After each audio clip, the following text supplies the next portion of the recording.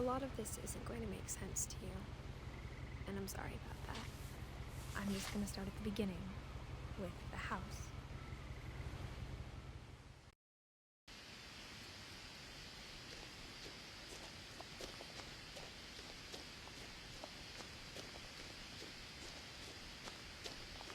I lived here until I was 11, but I wasn't allowed inside half the rooms.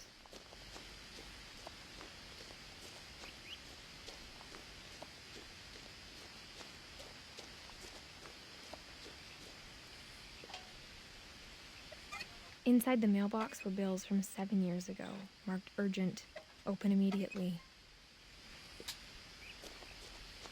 I hadn't been back since my brother Lewis's funeral.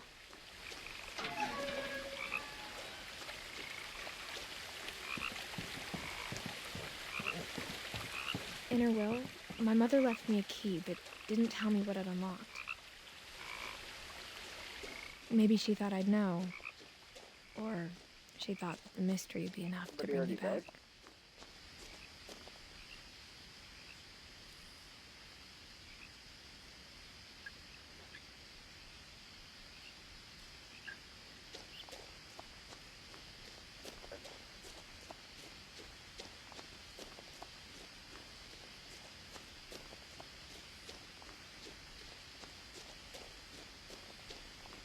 No one had driven this way in a long time, but I saw a few hoof prints.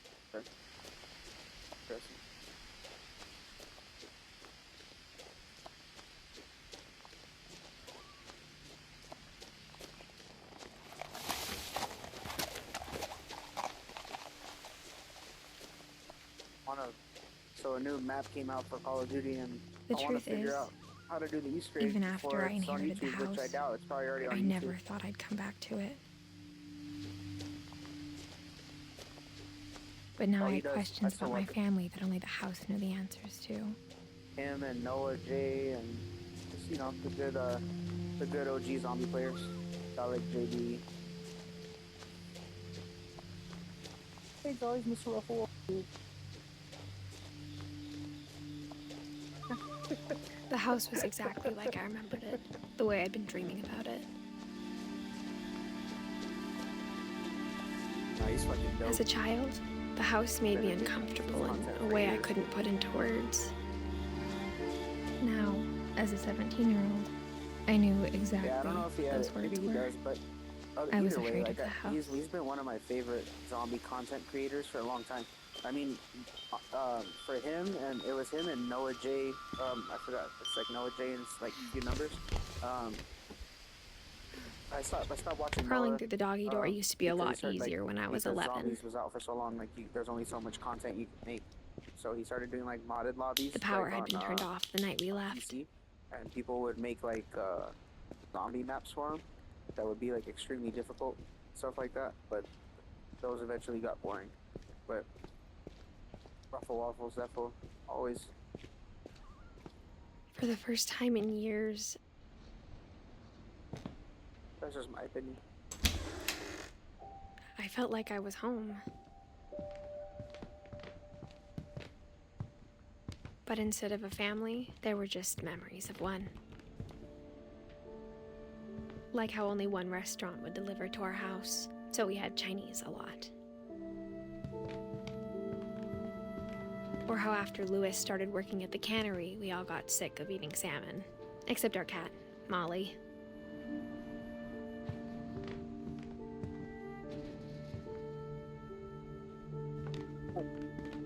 Yeah.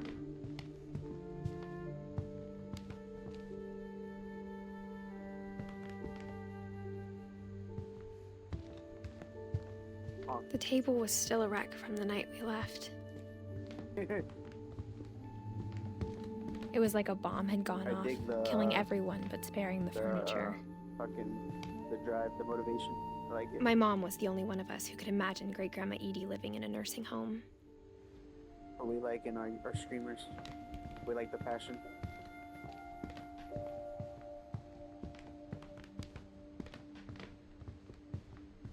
Nothing in the house looked abnormal. There was just too much of it, like a smile with too many teeth. Even the fireplace had a story. Edie told me the bricks came from the original house, after it sank. Not anymore. My schedule is getting changed at work. You're not gonna be on at the VBID hours anymore.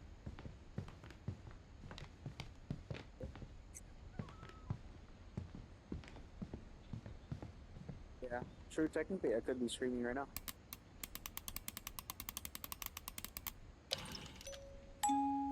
Great-Grandpa Sven built a music box for Barbara, Yeah. along with the rest of the house. My hours got changed from 6 p.m. to 2:30 in the morning.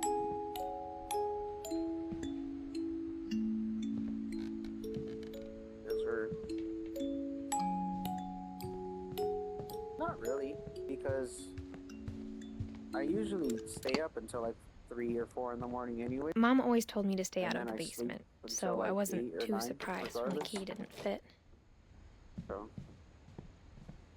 it's just pushing my works forward. It's almost like My if I mom went to wasn't work much of late, an optimist, like I but showed up late she never compared stopped to getting believing there that my on brother time, I guess, Milton if was I look at it alive. that way.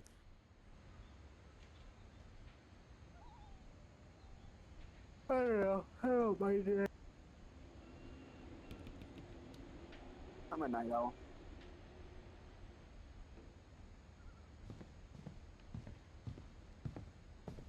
What? Edie told me once that every Finch who ever lived is buried somewhere in the library.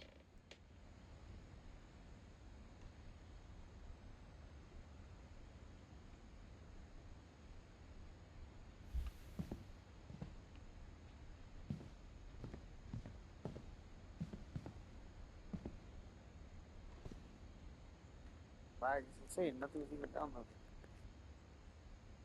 Downloaded.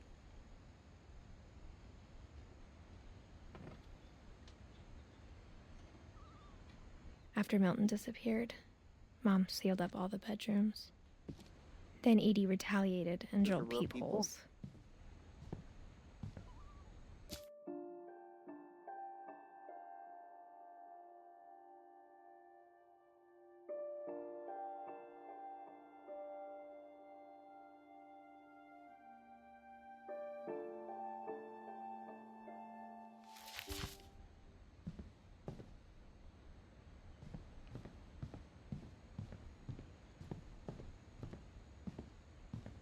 Be interesting. I spent a lot of time playing in Great Uncle Walter's room. I think my mom sometimes regretted not sealing it up.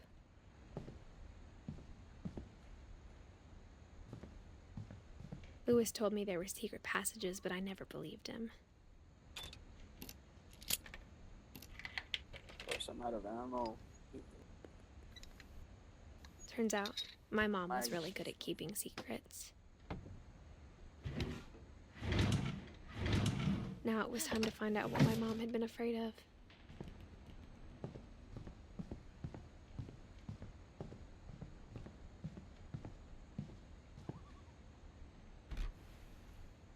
Molly always seemed like a girl I could imagine being friends with, if she hadn't died in 1947.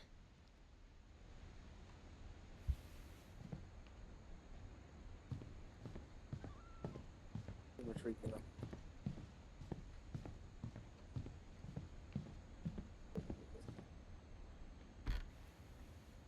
The last time I was in Edith Pretty Sr.'s upgrading. room, I was 10 and she was painting my portrait.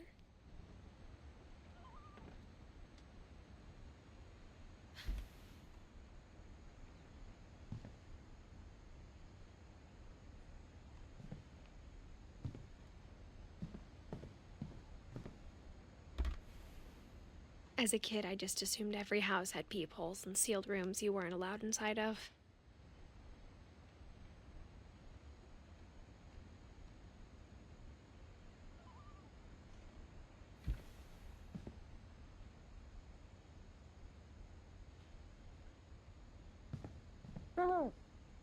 He said, okay then. My Grandpa Sam spent 7 years sharing a room with his dead brother, Calvin.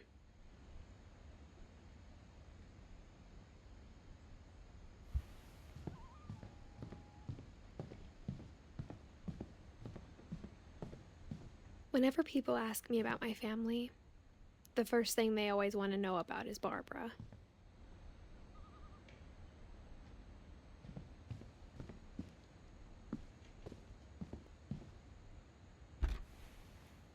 Barbara was a child star for 2 years, until America grew out of it.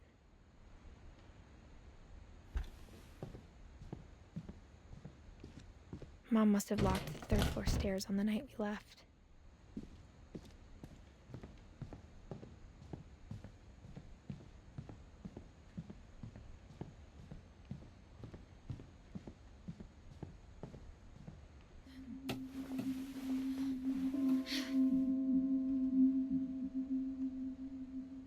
From the paintings on the wall, it was clear my brother Milton had been here before me.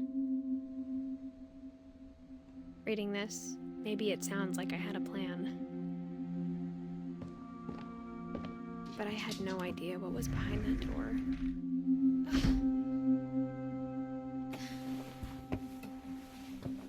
Just like I had no idea where all this was gonna lead.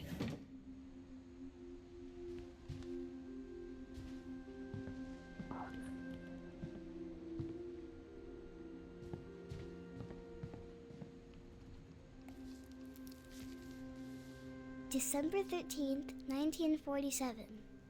Dear Diary, I'll be gone soon, but I wanted to tell somebody about what's gonna happen. It started when Mom sent me to bed without dinner. I woke up and I was starving, so I looked around for something to eat.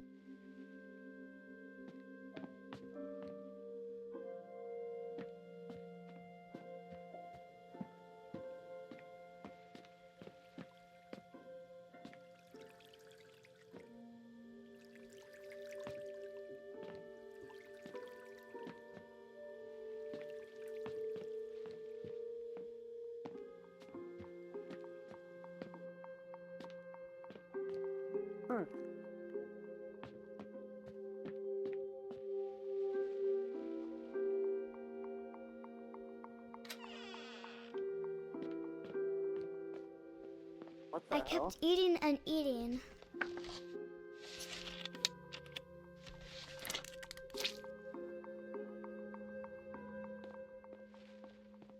I ate a lot of things that night.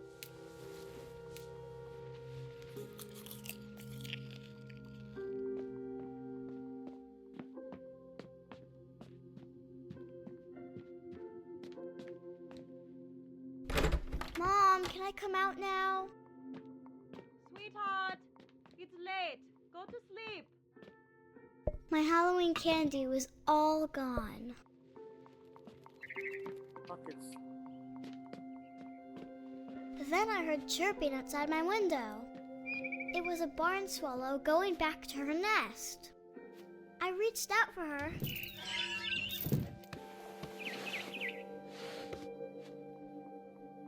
And suddenly, I was a cat.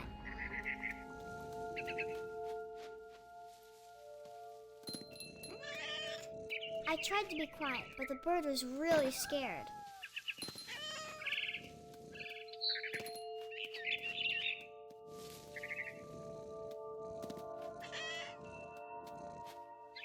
Mom and Dad didn't even look at me.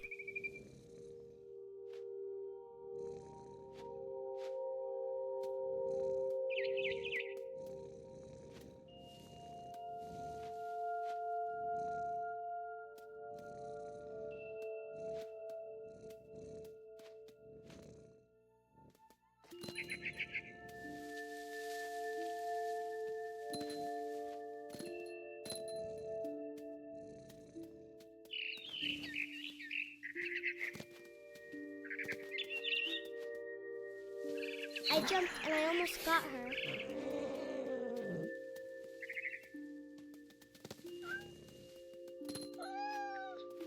I could tell she was getting really tired. Now I was up in the big tree. I promised Dad I wouldn't climb it anymore. All I cared about was eating that mama bird. I gobbled her up. And suddenly, I was an owl. First, all I heard was the wind. Then I heard little teeth nibbling in the grass.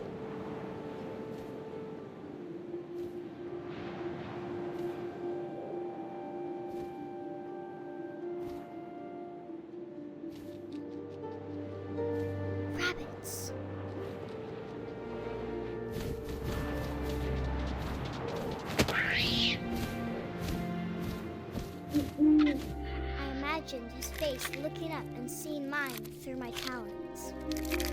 I swallowed him up, and I didn't chew one bit. Then I flew off to find something bigger.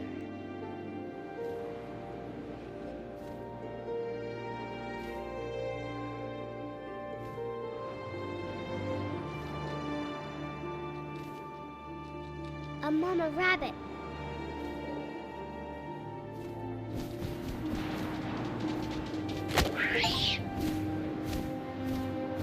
She was almost too big to carry.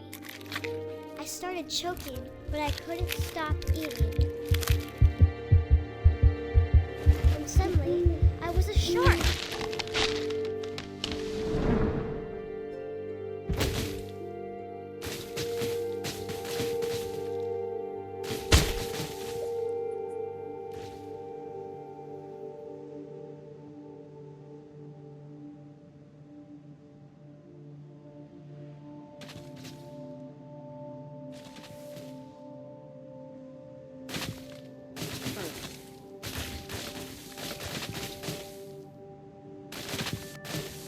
I rolled off a cliff and into the ocean. Now, I was hungrier than ever.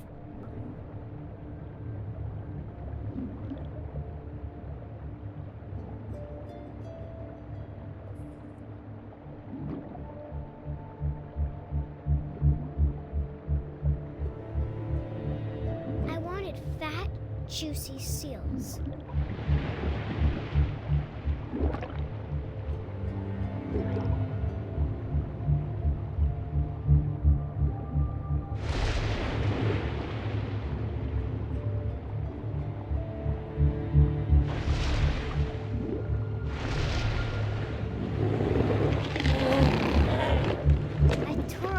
Flipper, and it tasted really good.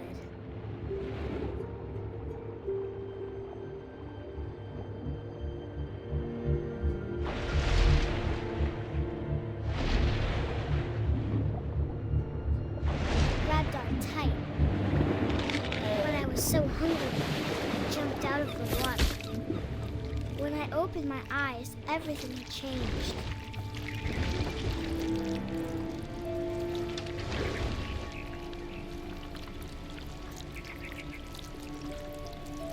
Now I was a monster, and I smelled people everywhere.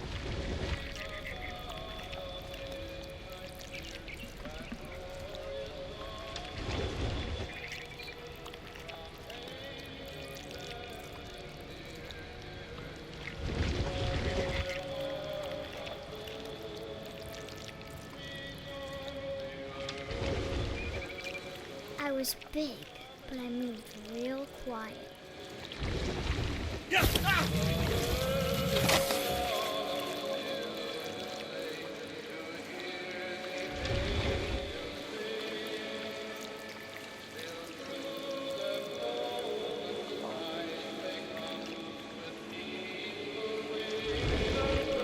I wanted to stop, but also I didn't.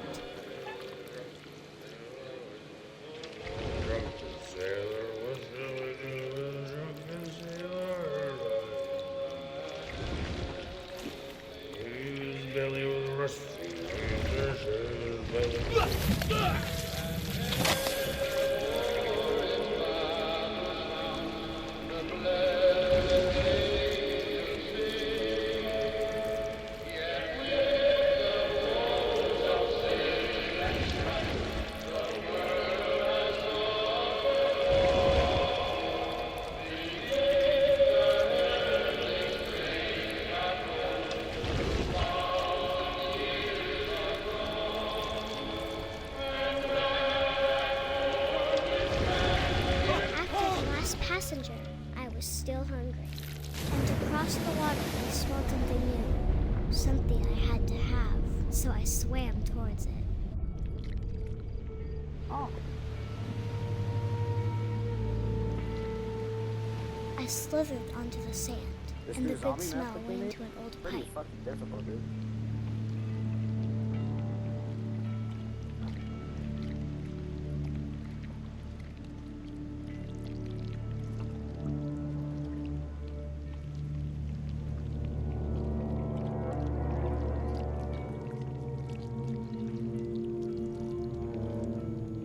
closer and closer.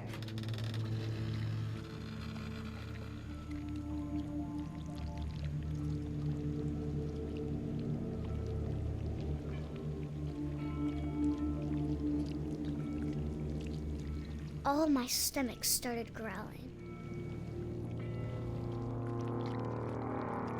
And suddenly, I was me again.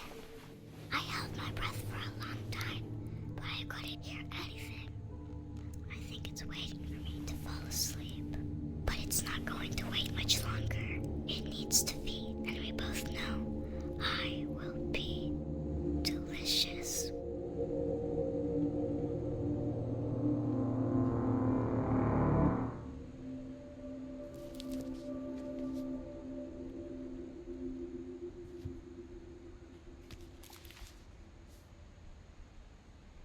I'm not sure if I believed all of that, but I'm sure Edie would have.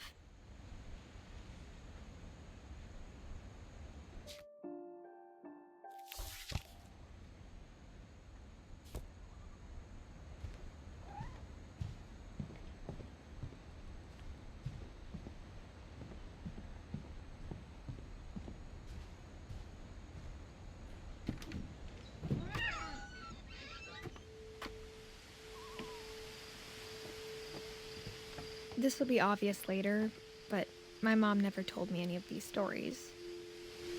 Edie would have, but Mom didn't like bringing up the past. Though, when we adopted a stray kitten, she was the one who named it Molly.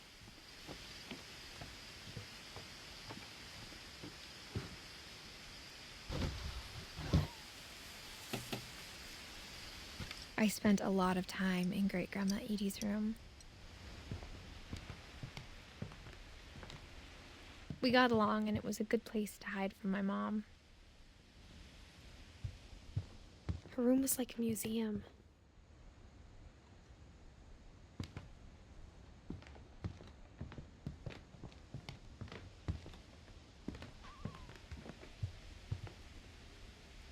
Edie gave a big interview about a mole man living under the Finch house. My mom was furious.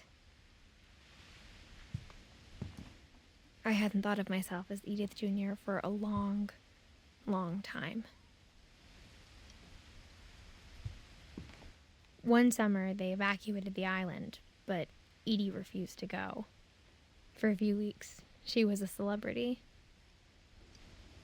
When Edie told people Sven was killed by a dragon, she could also have said he was building a dragon-shaped slide that collapsed.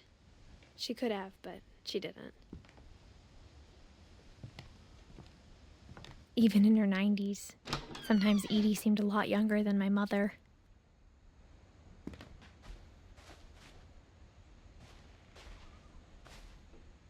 The only trace Grandpa Sam's first wife, Kay, left on the house was the pink bathroom. It was a pretty big trace.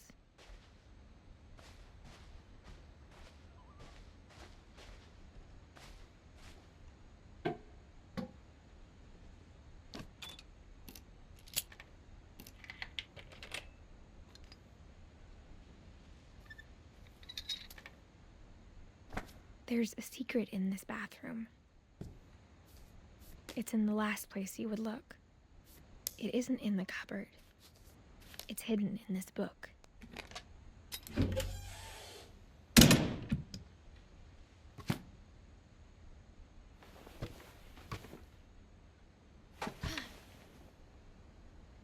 Sven gave Sam an old camera he'd refurbished.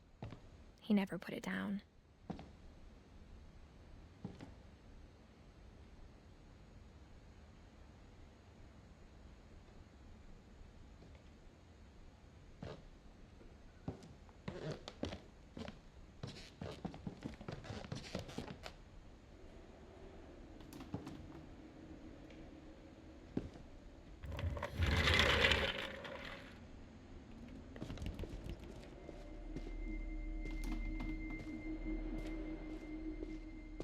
I knew Grandpa Sam had a twin.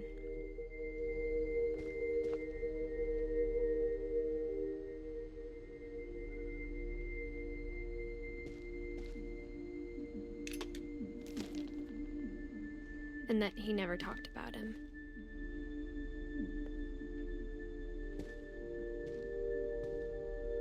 I guess my grandpa didn't like history any more than my mom did.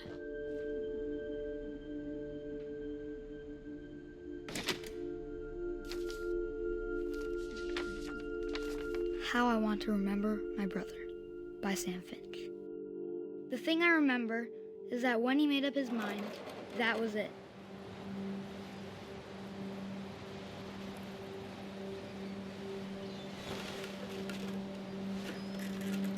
My brother said he'd die before he ate another mushroom, and he did. At Barbara's funeral, we swore we'd never be afraid again, and he wasn't.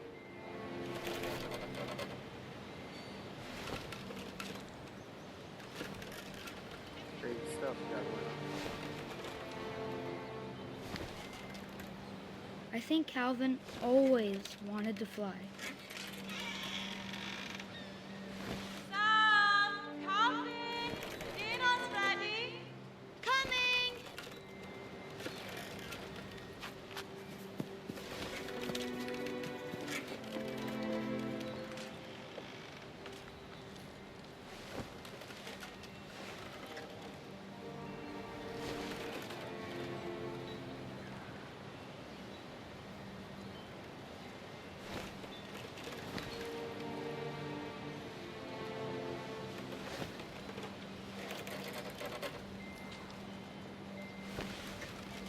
But that day, he finally made up his mind to do it.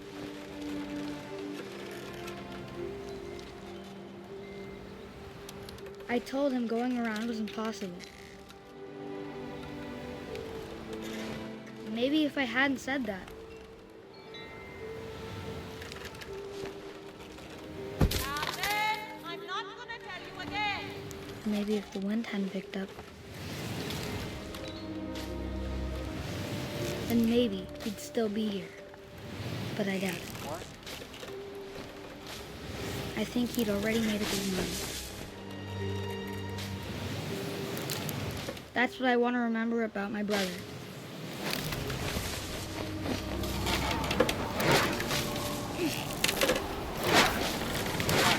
The day he made up his mind to fly. And he did.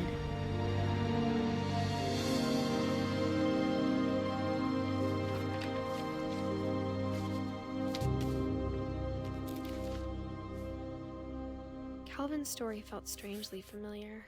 When I was younger, I remember trying to do the exact same thing.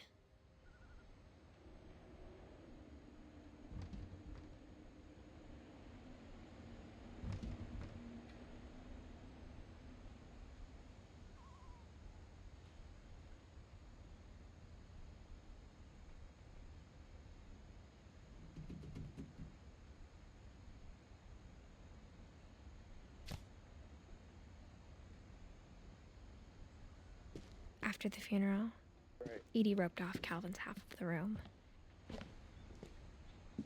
Mom said Grandpa Sam enlisted at 18 and never set foot in the room again.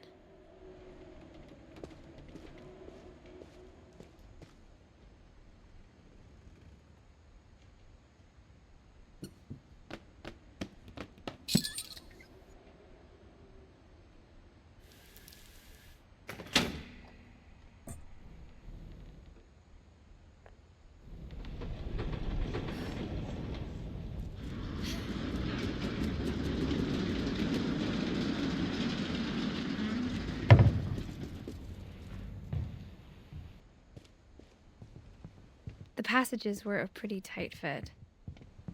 They'd obviously been built for smaller hands and bellies.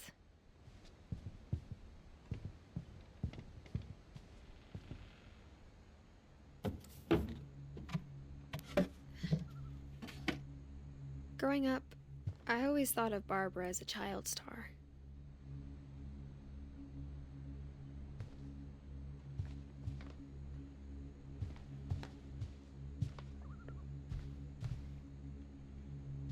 I never thought about how hard it must have been for her afterwards.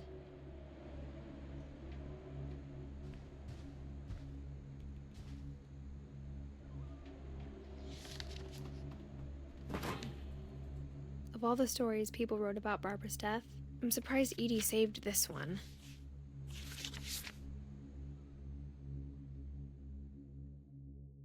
Old Jack here with another ghastly tale inspired by America's most unfortunate family. I'm calling it The Surprise Ending of Barbara Finch. As a child star, Barbara was famous for her scream. Now at 16, she was all washed up. A has-been. But in a lucky break, she'd been asked to perform her signature scream at a local convention for monster movie fans. It was just the boost her career needed. Unfortunately, her scream hadn't aged well. Getting better. I think you just need the right motivation. Her biggest fan and current boyfriend, Rick, was about to demonstrate when... Now that was a great scream. It was Barbara's father, Sven. He'd slipped into a table saw and had to be rushed to the emergency room.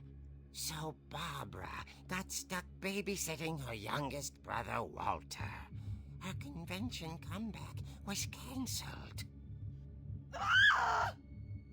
Okay, I'm hearing frustration, but I'm not hearing terror. What if I tried... A gang of hoodlums in Halloween masks have been terrorizing Orcas Island tonight. Police are urging residents to... That came from the basement. You're right! Also, I loved your delivery on that. Why is your basement door locked? Because my dad likes making puzzles and secret passages. There's a key hidden in the music box. The secret is to keep winding and winding until finally the key pops out. Thanks, babe. I'll be back in a sec. 20 minutes later, Rick hadn't returned.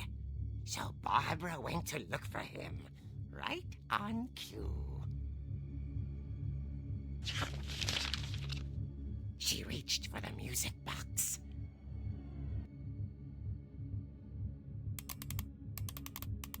And as she wound the key, she listened for Rick, but the house was silent.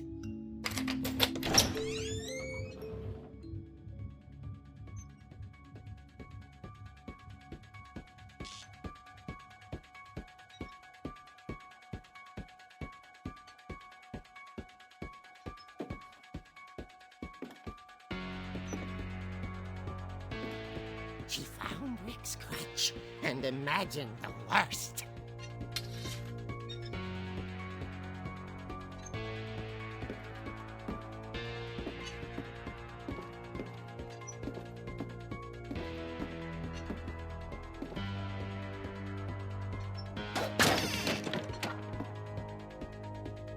The gang's leader is the infamous Hookman killer, Dr. Carl Hamill, who impaled and then ate his family 10 years ago tonight.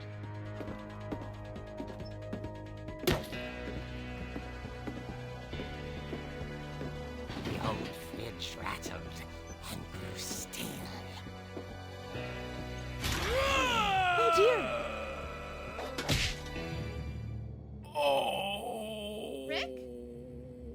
Barb, relax. I was just trying to scare you to help you find your scream. Well, I'm not scared, Rick. I'm furious. Then act furious. All I'm getting from you now is that you're hurt and confused and you... She threw him out, but she kept a little something to remember him by. Barb, have you seen my other crutch? And she was still holding it when she fell asleep watching the late picture show. Hours later... Barbara! Walter, what's going on up there? Ah! Okay, I'm coming up, but if this is a trick, you're dead, Walter.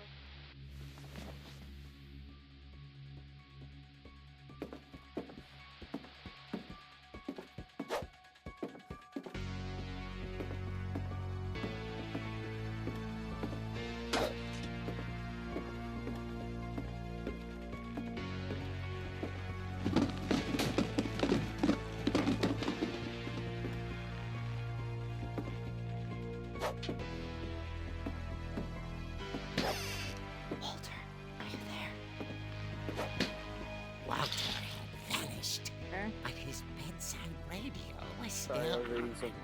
Orcas Island police describe the man as 6 feet tall, with a steel hook for a hand.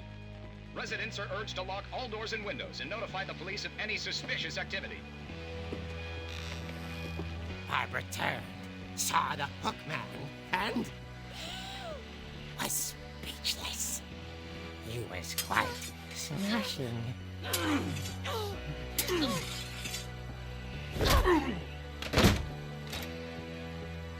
he was.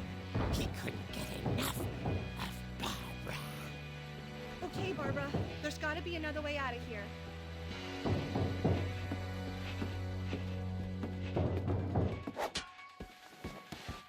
That night, she played her part beautifully.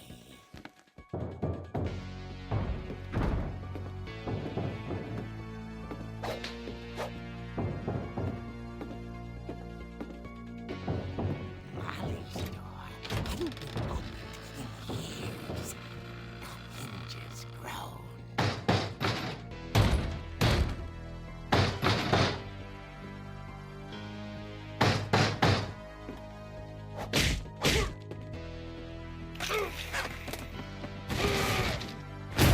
He wasn't moving, but she sensed the story might not be over yet.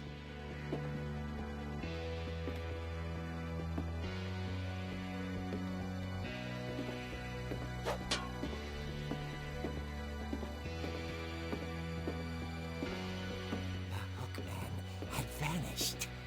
She listened for his breathing, but all she heard was...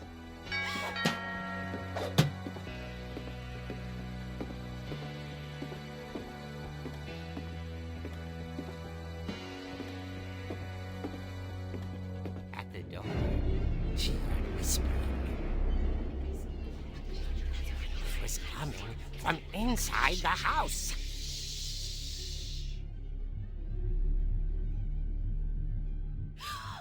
Oh dear.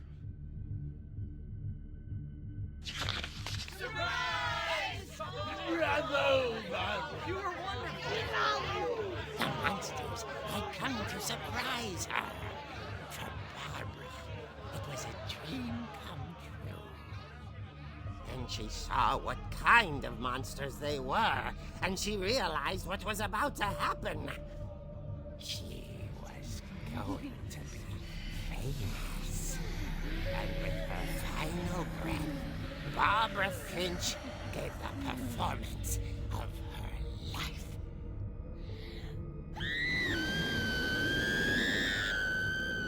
I wasn't there myself, but I hear Barbara was magnificent. Poor girl. She had a taste for stardom. But unfortunately, so did her fans. Of course, the police blamed it all on poor Rick, who disappeared the same night. And little Walter? Hiding under his bed the whole time. He took it all pretty hard, but that's another story. As for Barbara, tucked inside the music box is all they ever found of her. Her ear. Now that's what I call a real eerie tale.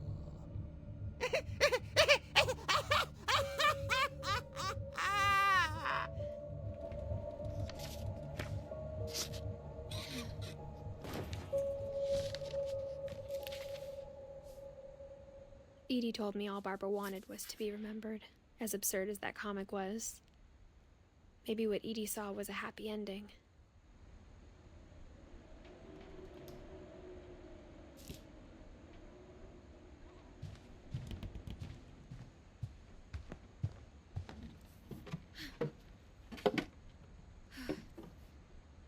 I guess now I know why Mom didn't like me playing with the music box.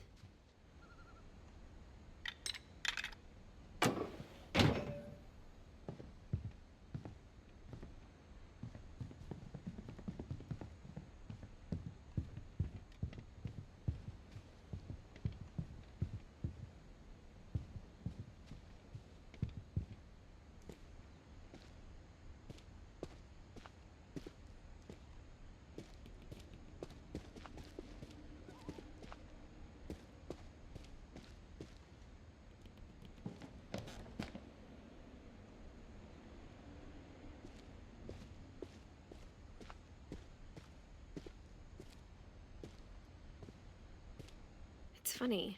All those times I played with the music box and never found the basement key.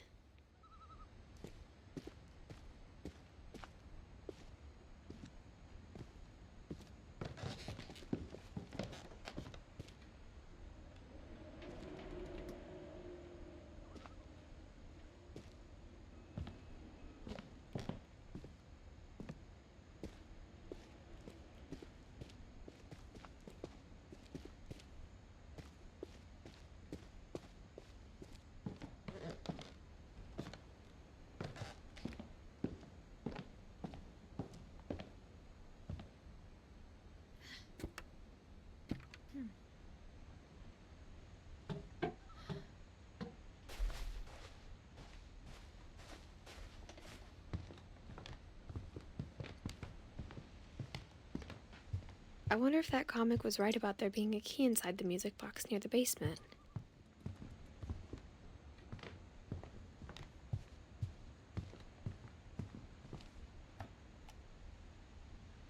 For 500 years, the Finches have been famous throughout Norway for their fortune and misfortune.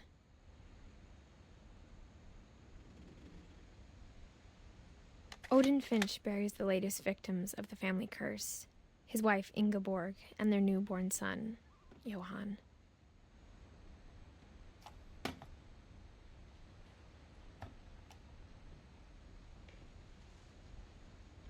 On January 7th, 1937, he set sail with his family and his house, hoping to leave the curse behind.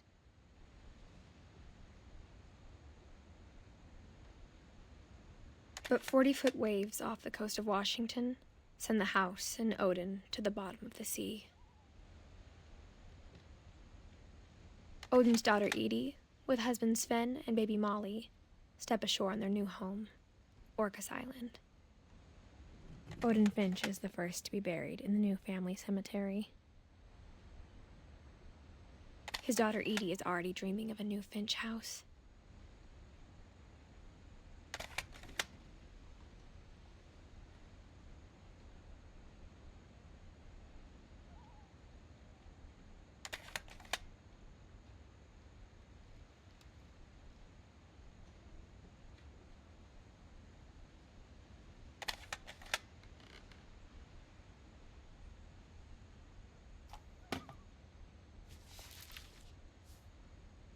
Whatever's wrong with this family, it goes back a long ways.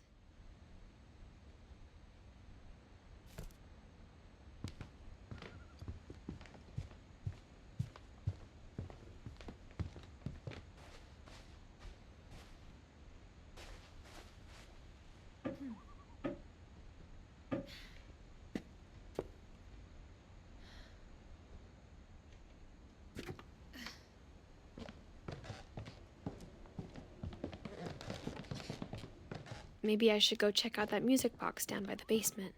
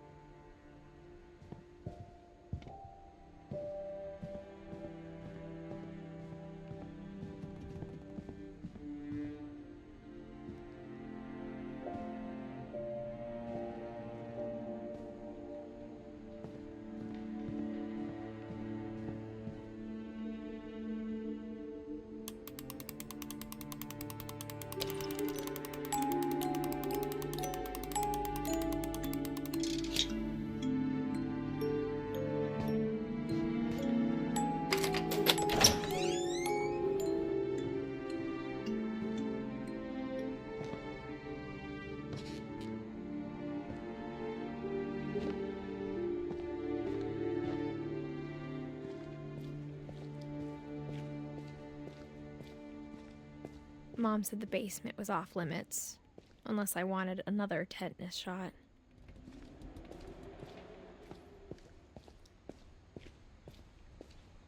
I saw Edie sneak down to the basement once, carrying packages. I thought maybe she was hiding presents. It turned out she was hiding a lot more than that.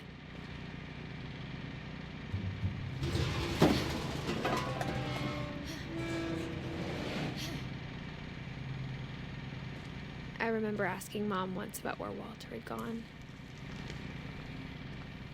She said Ozzy, I'm after gonna Barbara switch died, he to got as new far chat away as he for a could. minute.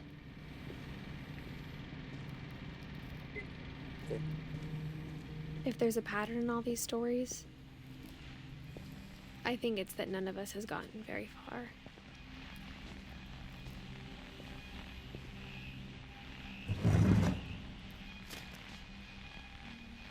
Goodbye, everyone. I can't believe I've been down here for 30 years.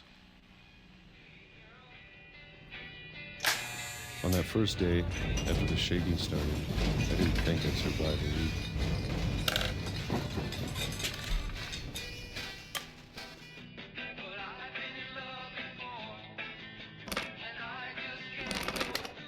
But after a few days, I settled into a routine.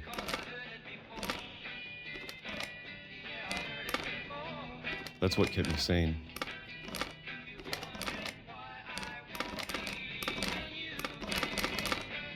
Having a schedule, living for today.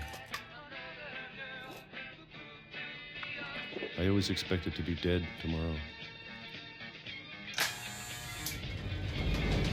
But if you wait long enough, you get used to anything.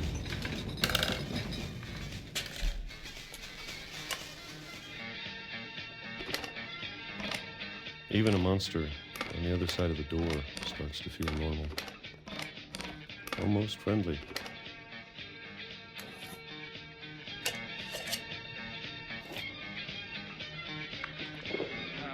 And then one day, everything just stopped. Whatever that thing was, it was gone. Maybe it got tired of waiting. Or maybe I just got tired of being afraid.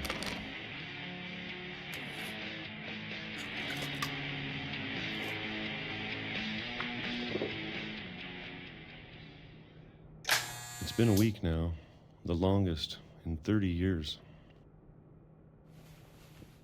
I'm done waiting. I have to leave while I still can.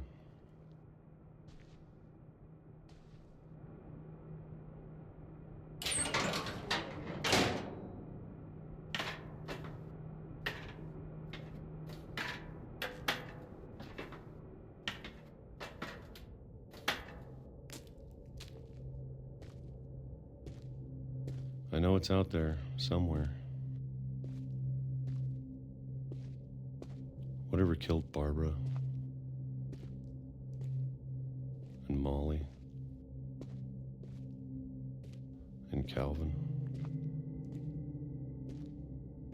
Maybe this is all a mistake. But I need to stop living the same day, even if it kills me.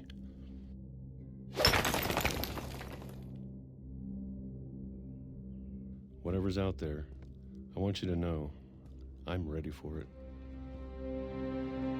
I'm going to appreciate all of it, especially the food. I don't mind if I only have a year left, or a month, or a single week. I'd be happy with one new day. I can already imagine the sun on my face.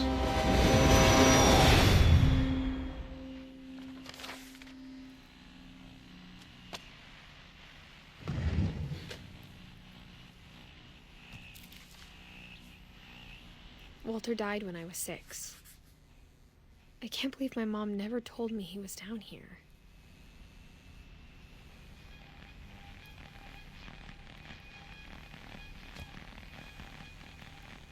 I'm sure my mom was trying to protect me.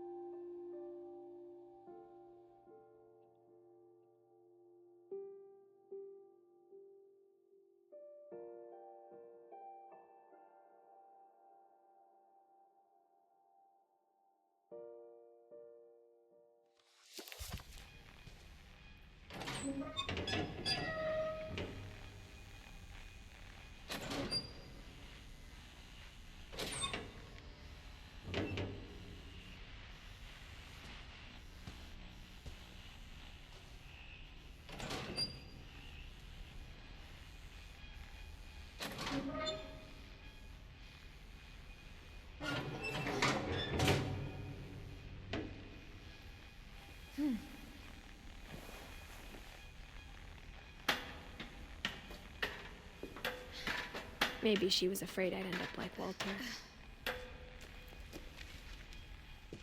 But if she never told me about an uncle under the house, I can only imagine what else she was hiding. I don't want to make the same mistakes she made.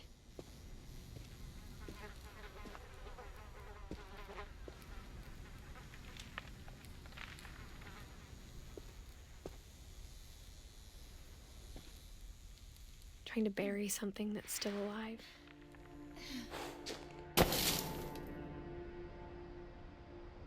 Now that there's only one of us left, or maybe two, I thought it was time I heard the stories for myself and found out what happened to everyone else. But now I'm worried the stories themselves might be the problem. Maybe we believed so much in a family curse, we made it real.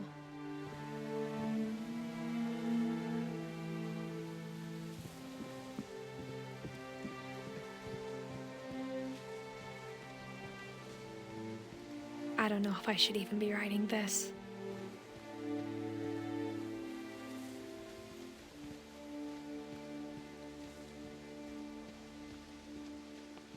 Maybe it'd be better if all this just died with me.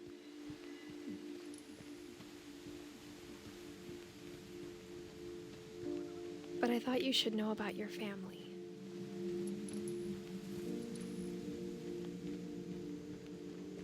And the history you're a part of.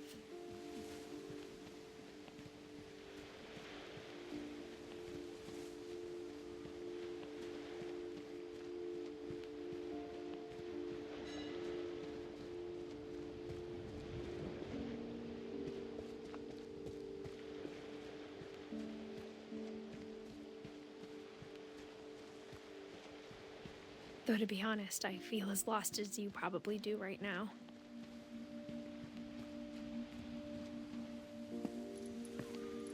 I think the people in these stories believed them, for what that's worth.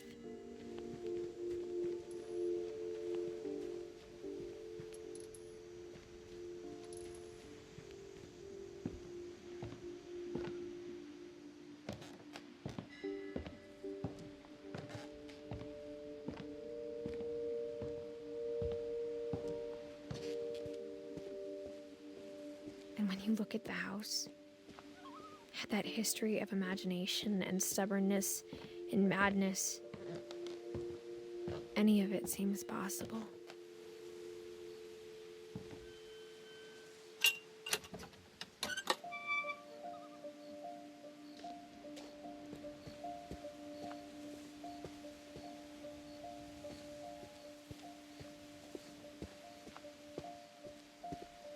I think we've been surrounded by death for so long, we've just gotten used to it.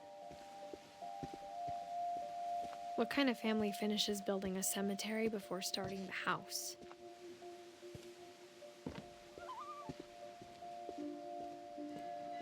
It's embarrassing for me to admit this, but the pet cemetery made me more uncomfortable than the human one. 3 of the gerbils were mine, and 2 had been my fault.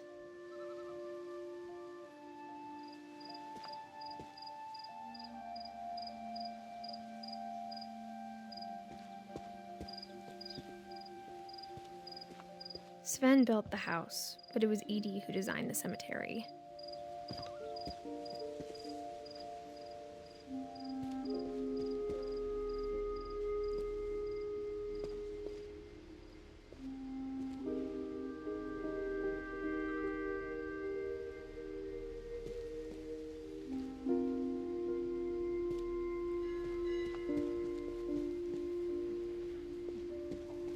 I'm sure Odin's monument had been Edie's idea. My mom was always trying to move on, but for Edie, the past never went away.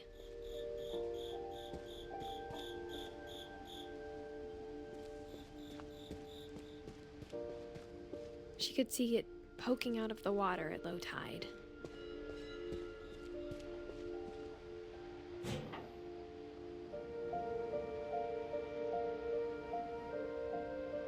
Edie said she dreamed about the old house every night.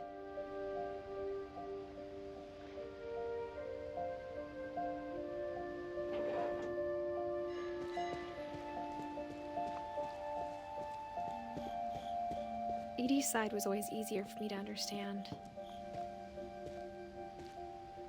But the older I get, the more I can see where my mom was coming from. Her dad had been pretty strict, but it wasn't enough to save her brothers. She was just trying to do better.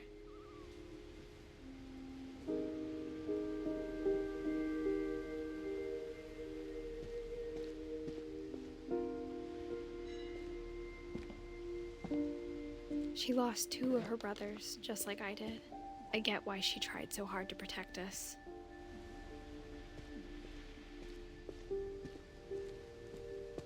There's so many things I wish I could ask my mom now. Part of me thinks this is what she wanted all along. For me to come back someday and find everything out for myself.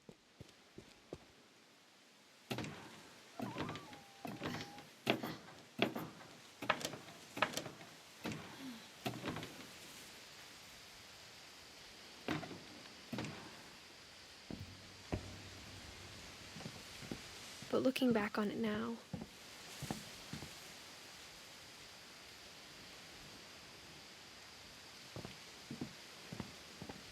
if she told me there was going to be so much climbing, I never would have come when I was 22 weeks pregnant.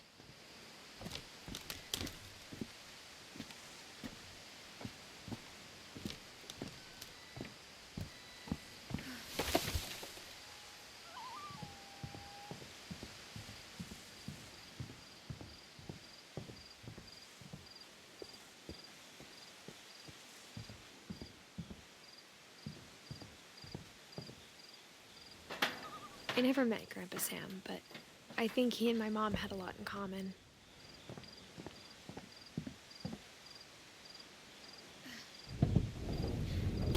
They were both pretty intense. Sam spent his life shooting photos, but Mom said he got nervous being in front of the camera. I guess we're all afraid of something.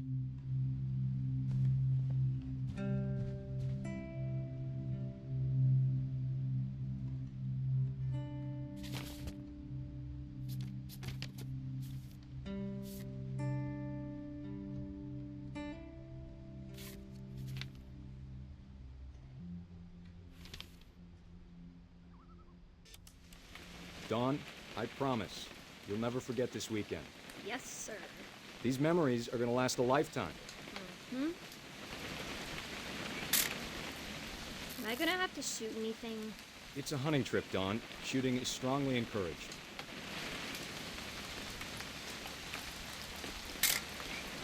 Shouldn't we be leaving? Just want to get a shot of you, Dawn, then we can take off.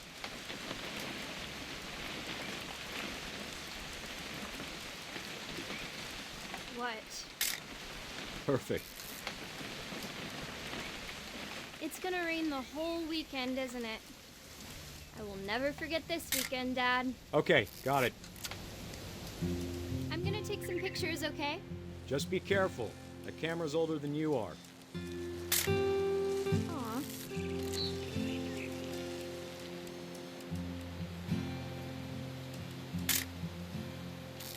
You're right, Dad. It's starting to clear up. Still freezing, though.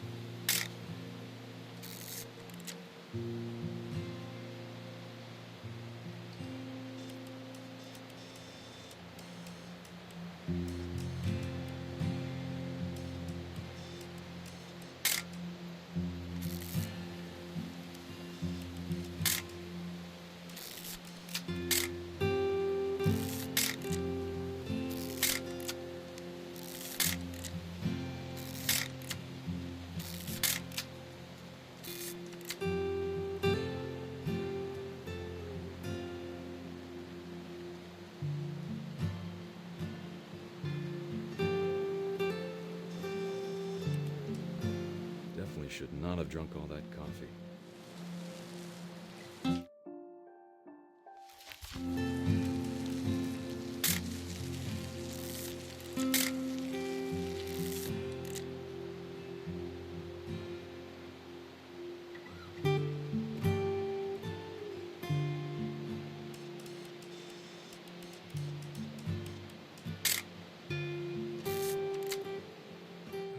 Nothing quite like being outside. Hey! That's a keeper. Hold still while I take a picture of you. I'm just saying, I'm not always gonna be here, Don. You'll need to remember this stuff, if you want to survive. I'll be fine, Dad. You know who else thought he was gonna be fine? Some guy who died. Don, I'm being serious. I know, Dad. You're always serious. Doesn't being out here make you want to chill out? Well, to tell you the truth, I haven't been out here in 20 years.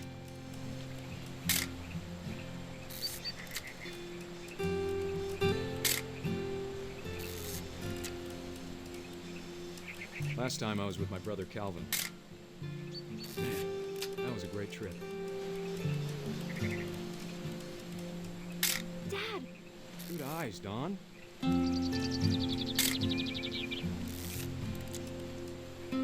Before you take the shot, let me get a picture of you.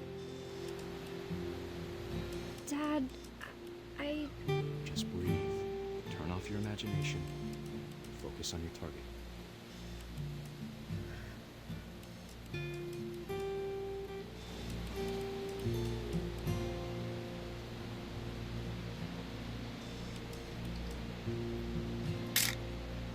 I'm over here, Dad.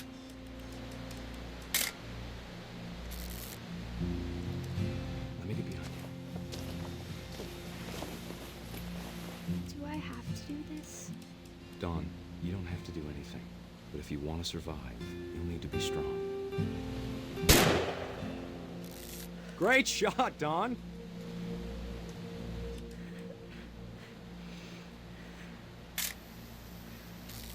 I'm proud of you, Don. Always remember that, okay? Dad, it's twitching. I think That's it's totally normal, Don. Just focus on the camera. Try not to think about— Dad!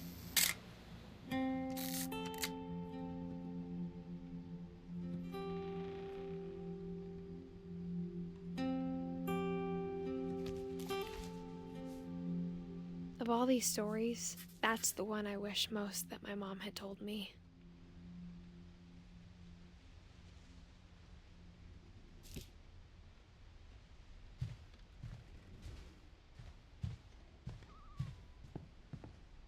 Instead of hiding from death, Sam seemed to go out of his way to meet it.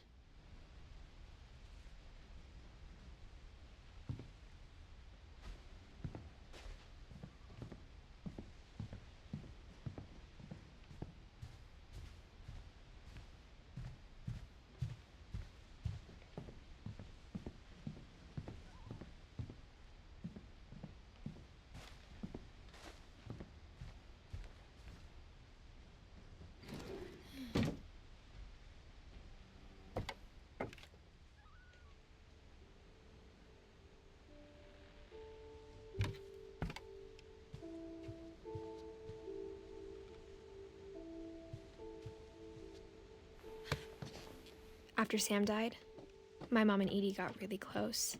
They'd both lost a lot.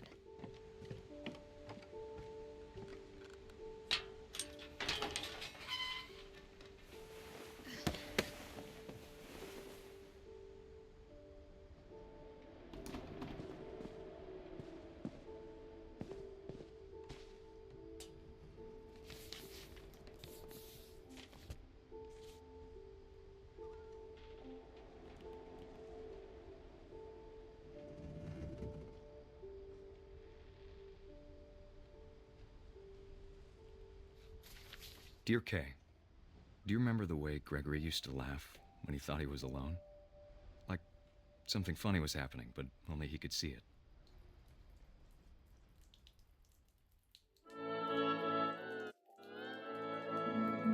I think he saw things the rest of us don't.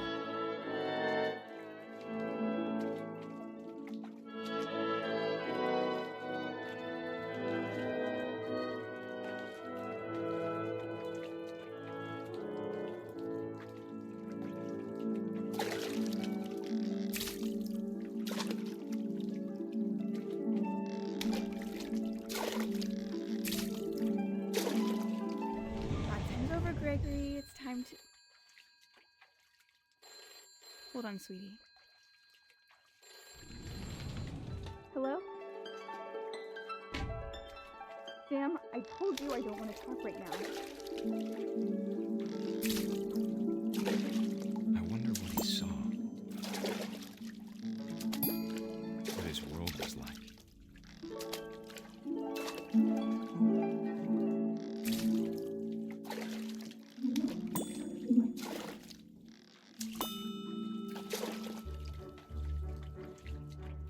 He reminded me so much of Calvin. Lost in his imagination.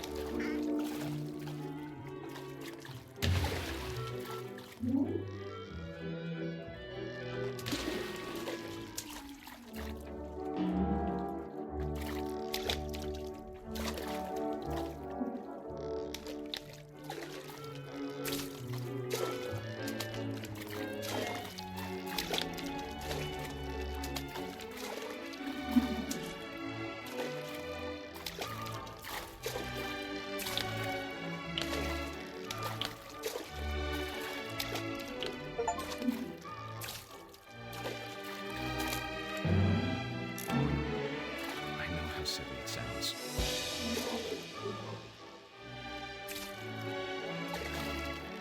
That I worried about a baby being too happy. But I could feel him slipping away. Sorry about that, Gregory. I know you did everything you could. Maybe if I hadn't called that night. Damn it. Hold on, I don't want Gregory to hear this.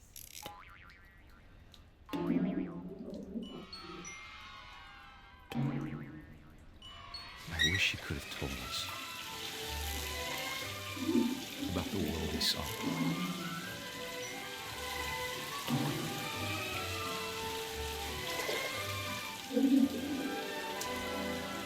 There's so much I don't understand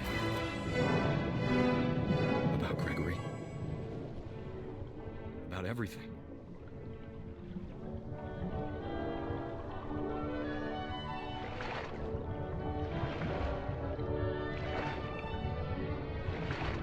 But I know what happened wasn't your fault.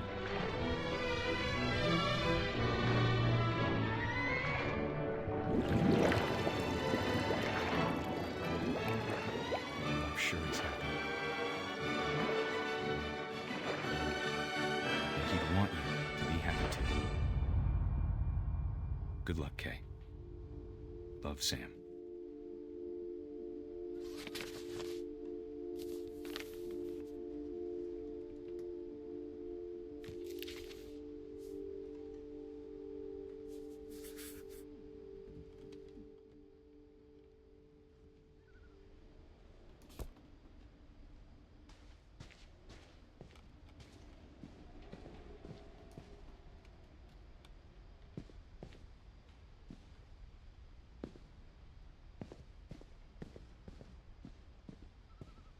I can't imagine my mom ever writing poetry, and yet...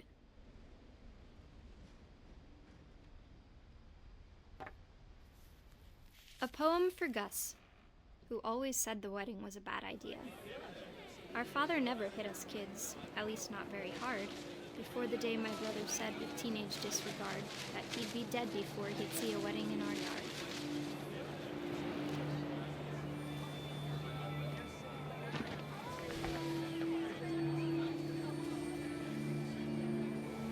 My father made him come, of course, but Gus stood far apart, just flew his kite and bottled up the storm inside his heart.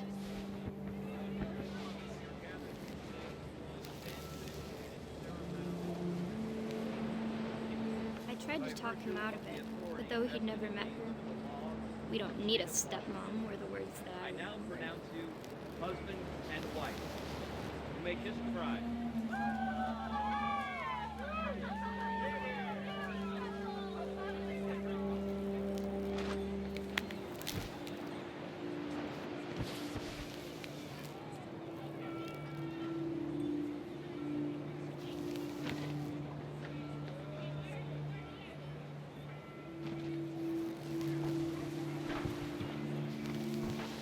the time for photos came, Dad ordered him to come here. But Gus declined, and as a sign held up his middle finger.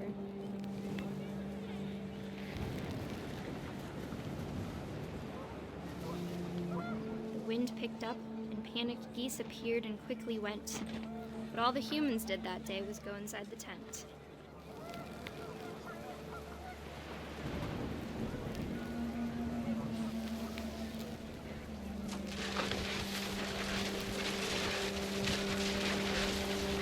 The rain came down in buckets then, but no one seemed afraid that nature might destroy the tent our dad had crudely made.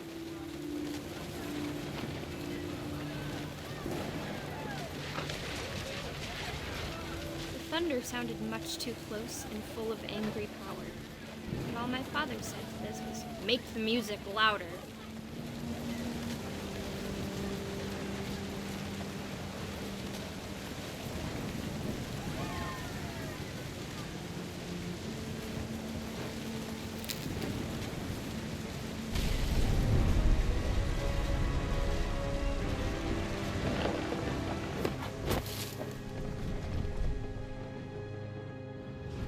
I wish that I could truly say I thought about you on that day.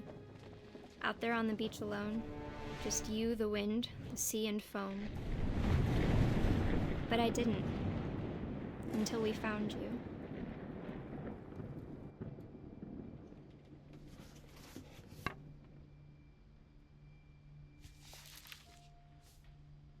She never talked about him, but Mom told me once if I was a boy, they were going to name me Gus.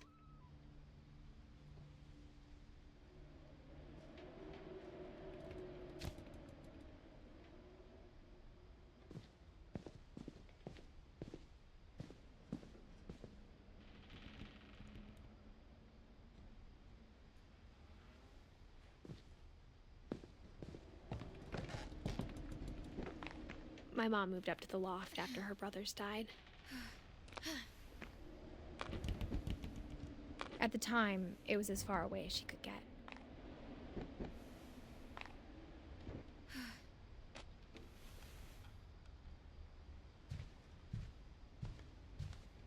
She spent a summer building houses in Calcutta, where she met my dad, Sanjay.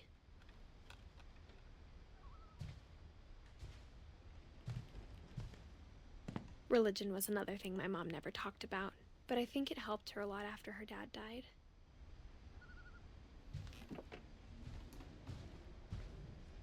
My mom moved to India a week after graduation and got a job teaching English. Louis was born a year later.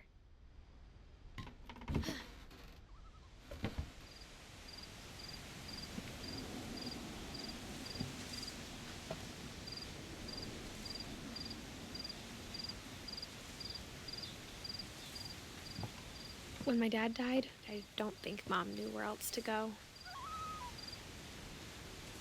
I'm sure Edie was happy to have her back. And to see kids in the house again.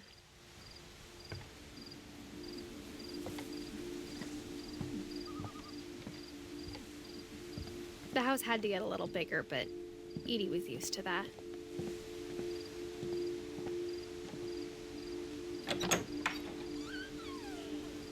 And for a while, things were good. Almost normal.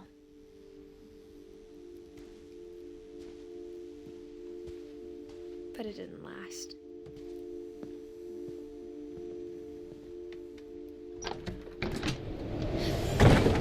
The beginning of the end was Milton's 10th birthday, when Edie gave him a castle.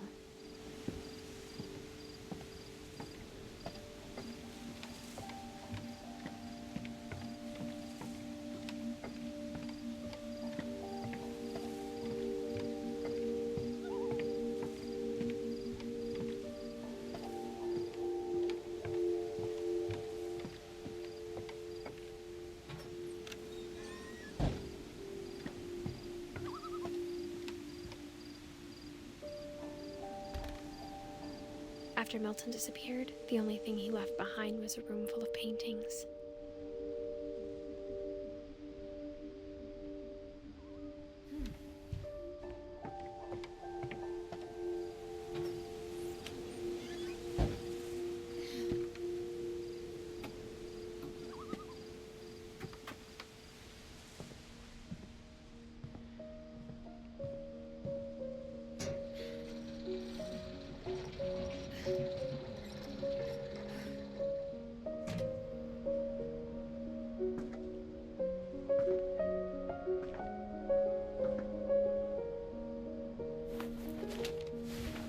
Milton Finch in The Magic Paintbrush.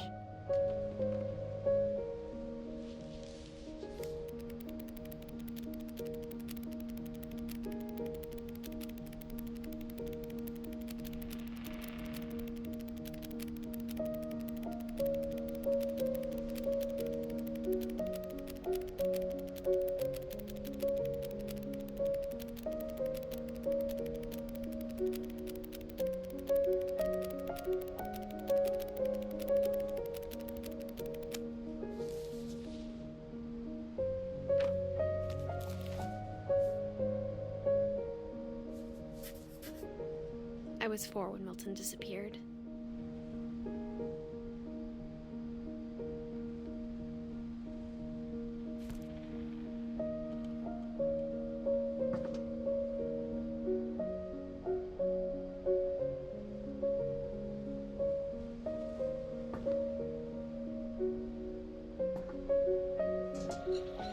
Mom spent months searching for my brother. Then she sealed the doors.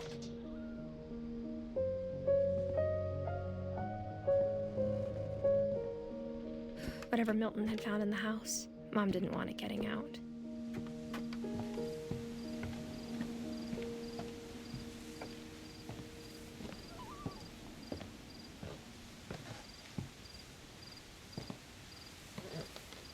Mom definitely blamed Edie, but I think Louis blamed himself.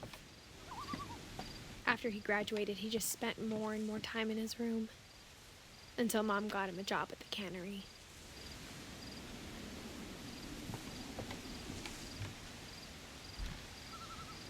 Everyone always told me to stay out of Louis's room, except Louis.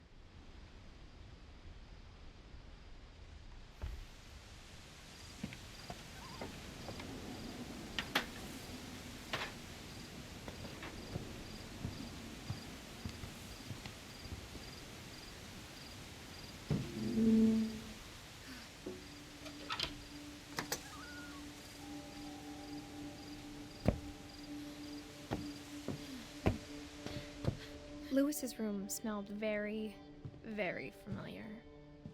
That part of him lived on.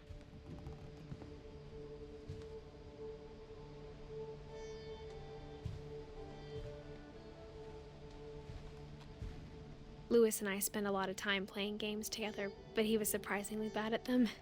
He died a lot.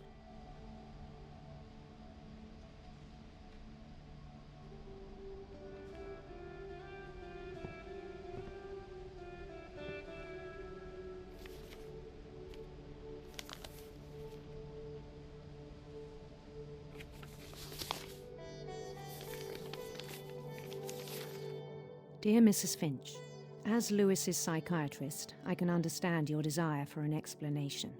As I see it, the trouble began in January, shortly after we convinced your son to seek treatment for substance abuse. Newly sober, I believe Louis first noticed the monotony of his daily life.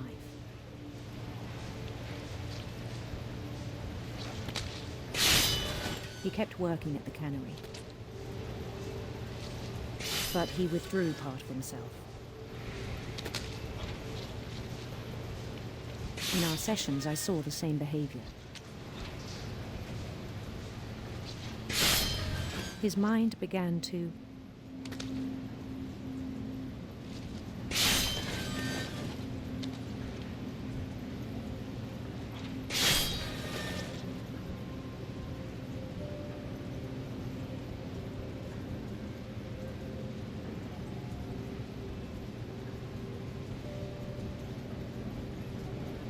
wander.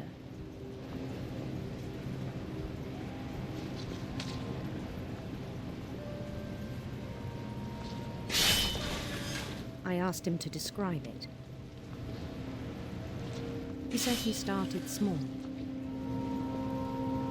imagining a labyrinth. He'd feel his way about. Then something moved. Bats and toads.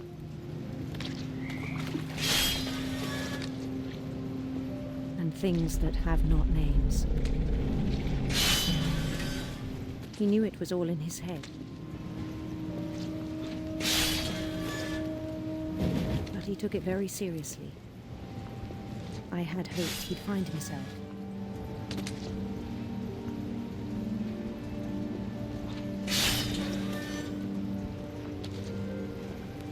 But he found something more.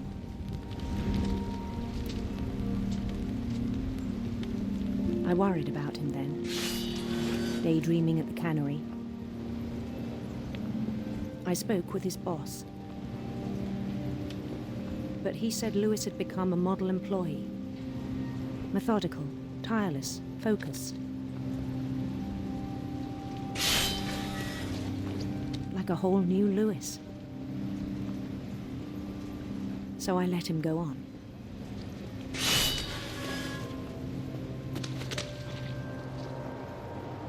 I even encouraged him. It seemed very promising at first. He told me he'd made a new friend.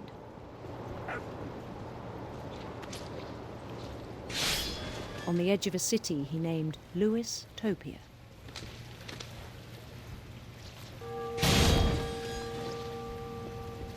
He built the city up slowly, brick by brick. Then he made musicians.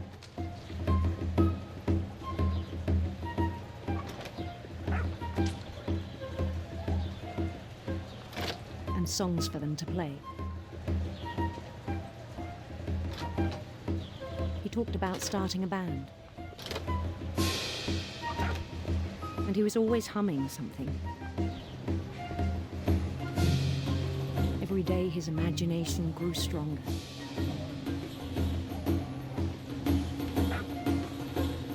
He no longer spoke at the cannery. But his chopping was as reliable as ever. Then one day it struck him that all the cheering crowds, even the stones under his feet, were all in his imagination, so he could do whatever he wished.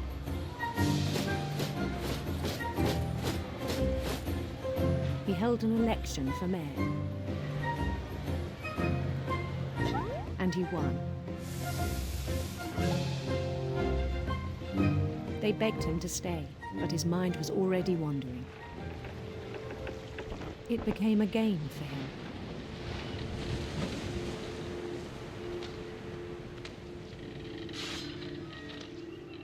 He'd conquer a city, then immediately push on. New Louisville.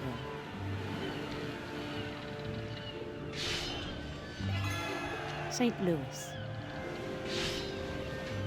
He started drifting away from our reality.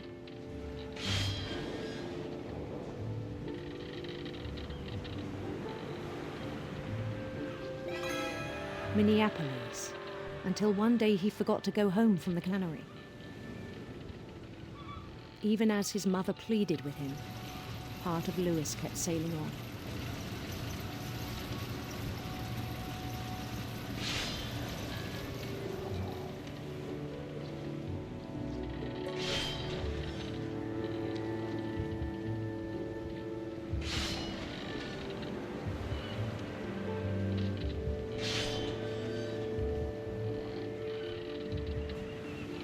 In Louisburg, he heard rumors of a handsome queen.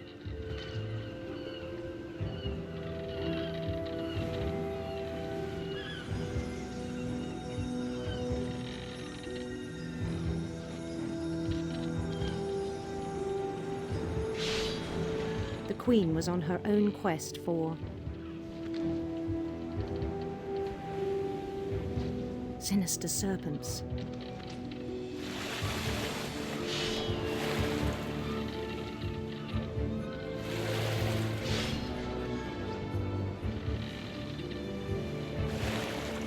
He followed the sound of her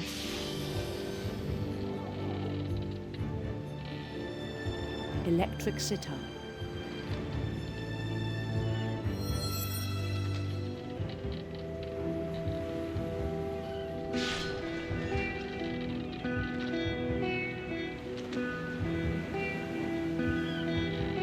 His chase led him to a golden palace east of the sun and west of the moon. Even then, his logic remained sound. He knew the world was all in his imagination.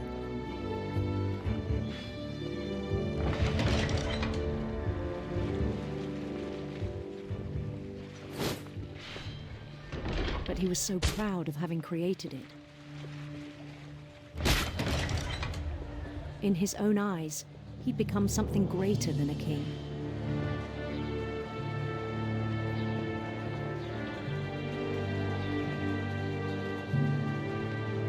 For someone who'd never known success in the real world, I think it was overwhelming.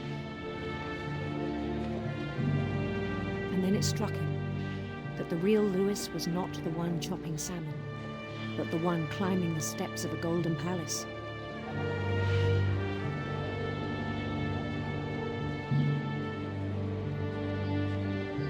My imagination is as real as my body, he told me.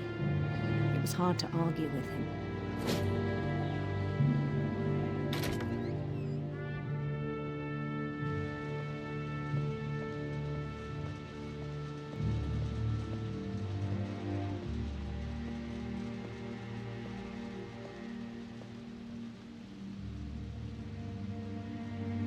He began to forget the world we know.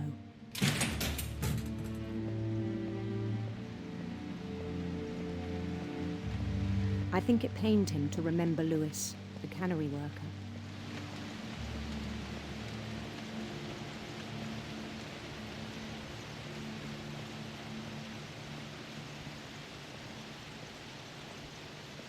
He began to despise the man with a royal contempt.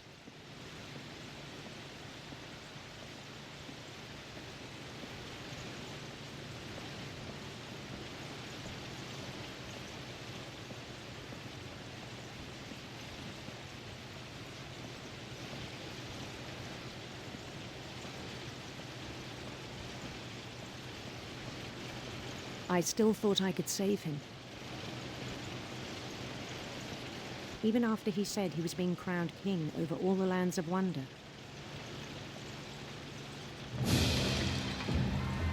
The palace would be packed with his companions.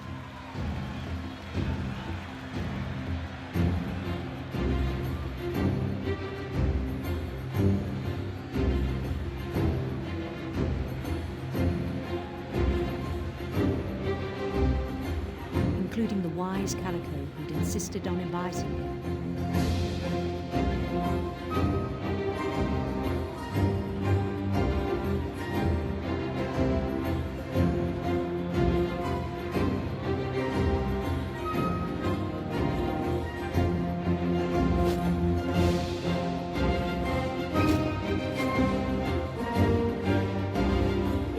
His queen waited, holding his crown.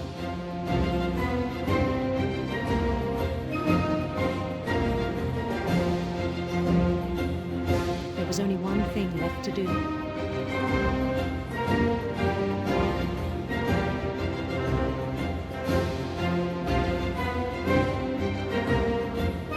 Bend down his head.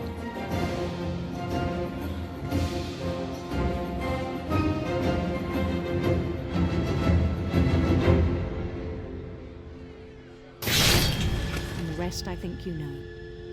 Mrs. Finch, your son was a kind man who will be missed by all of us who knew him.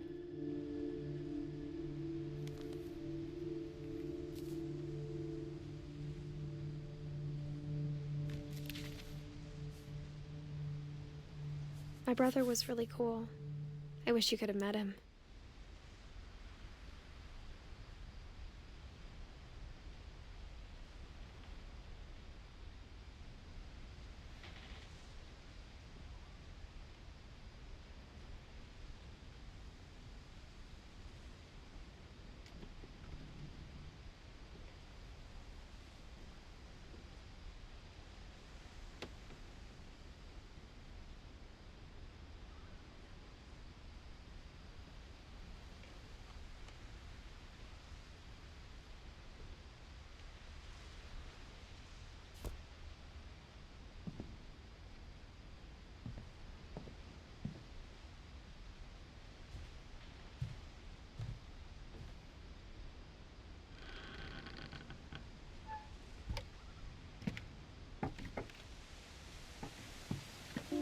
back from Lewis's funeral, my mom told me to start packing.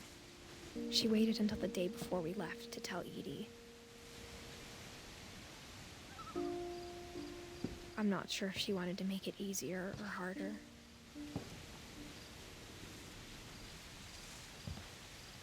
I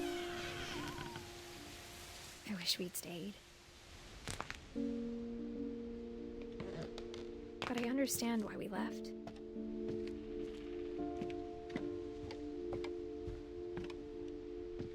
My mom ended up leaving everything behind.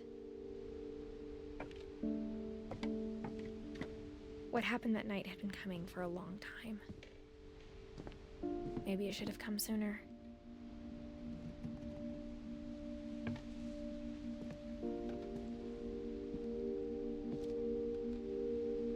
But it had to end one way or another. All that's left now is to tell you about that last night.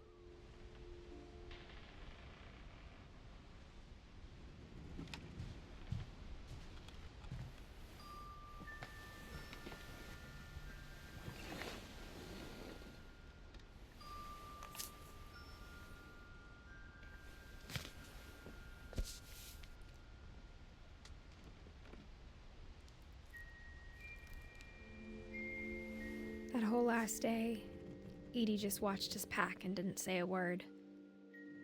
Until supper, when she raised her glass and said, "To our final night together, and all our final nights apart." Grandma, you know what I said about alcohol. Some of your medications are very Edith, specific. I left a present for you in the hallway. Why don't you go open it? The grown-ups have to argue now. I'm sorry, you're right. We're all leaving tomorrow. Let's just enjoy our last... I'm not leaving. Edith, you're excused.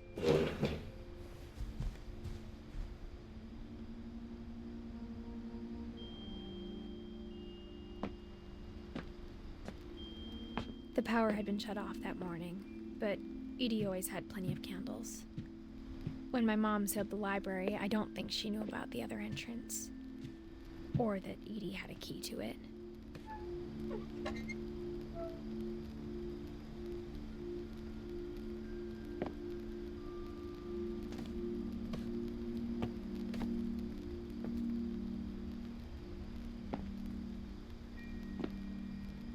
That thing you're afraid of isn't going to end when you leave the house. Edith has a right to know these stories. My children are dead because of your stories. I think it's best if Edith and I leave tonight.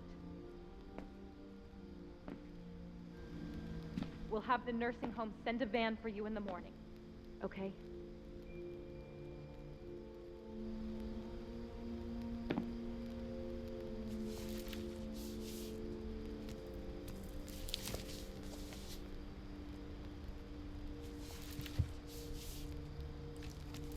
Dear Edith, there's so many stories I wish I could tell you, but there's only time for one. This is about what happened on the night you were born. That night, the tide went way, way out.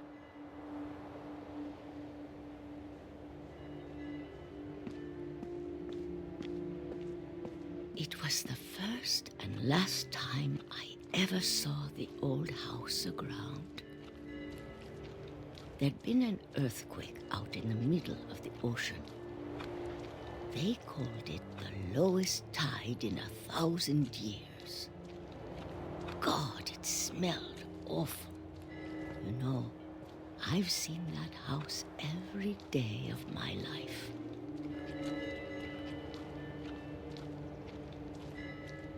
But I never thought I'd go back to it. When the fog rolled in, I lost my way.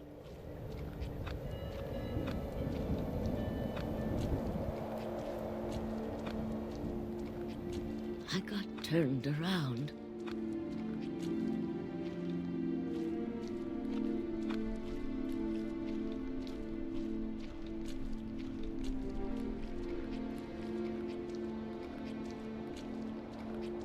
For a while, I wandered. started seeing things.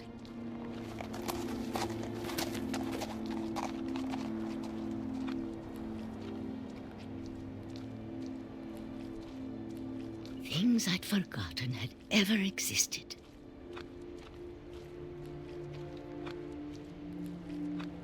But when I saw them, they felt like old friends. That night, a lot of things came back to me. Or maybe I came back to them.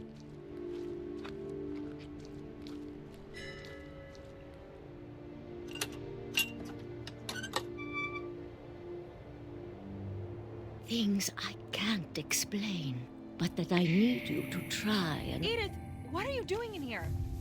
It's mine. Edith! Mom, you're gonna rip it! Let go! I kicked and screamed, but Mom dragged me to the car.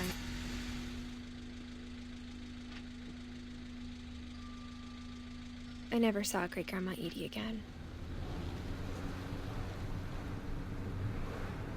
The next morning, the van came to pick her up, but she was already gone. After that, we moved around a lot.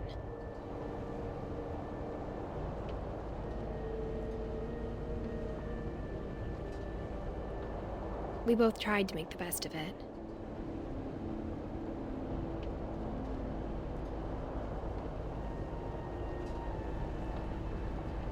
A few years went by.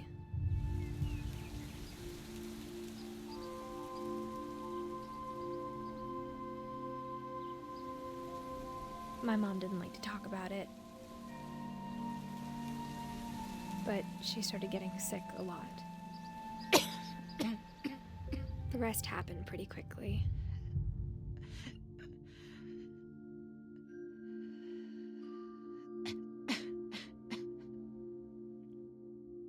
She got better for a while, and then she didn't. And then I was alone.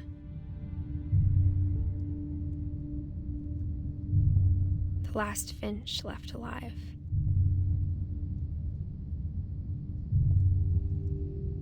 Until I found out about you.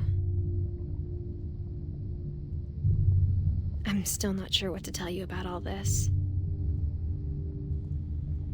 If we lived forever, maybe we'd have time to understand things. But as it is, I think the best we can do is try to open our eyes and appreciate how strange and brief all of this is.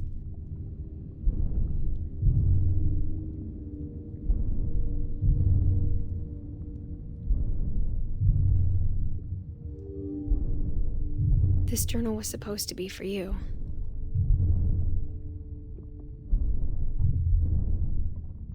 But now I hope you'll never see it. I just want to meet you and tell you all these stories myself. But I guess if you're reading this now, things didn't work out that way.